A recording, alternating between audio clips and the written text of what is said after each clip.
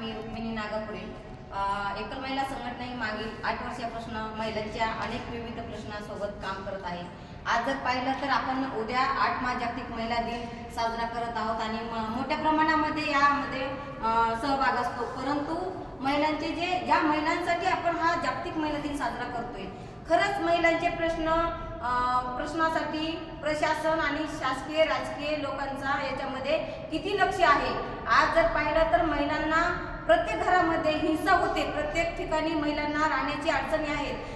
महिलांच्या म्हणजे विशेषतः एकल महिलांच्या मुलांच्या शिक्षणाचा प्रश्न आहे.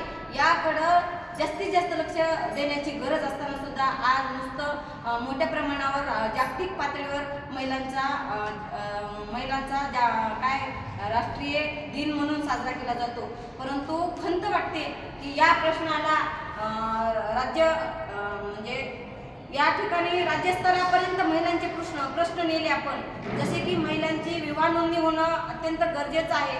जर तिच्या हातामध्ये हे कायदेशीर प्रमाणपत्र मिळेल तर तिला सगळ्या गोष्टी शासकीय योजना असतील, मुलांच्या शिक्षणाबाबत असेल किंवा तिला अनेक काही तिच्या समस्या असतील ह्या दूर करण्यासाठी तिच्याकडे एक पुरावा होतो आणि काही प्रमाणामध्ये तिला जे काही तिच्या आर्थिक गरजा आहेत त्याही पूर्ण होण्यासाठी मदत होते आणि जास्तीत जास्त म्हणजे तिच्या संपत्ती नावावर करण्यासाठी सुद्धा तिचा हा पुरावा खूप महत्त्वाचा आहे.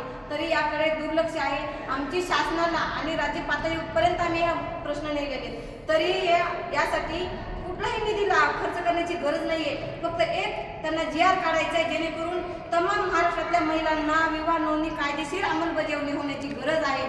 याची मागणी आम्ही लावून धरलेली आहे. तरी याकडे दुर्लक्ष होत आहे आणि या ठिकाणी अशी महिलांची अक्षरशः रडण्याची वेळ या ठिकाणी की महिलांना आज रेशन नाहीये. साधं रेशन जे मोठे आपण ठिकाणी पाहतो की खूप मोठं अन्नधान्याचं वाटोळं होतं आणि याकडं खूप खर्च करतात लोक.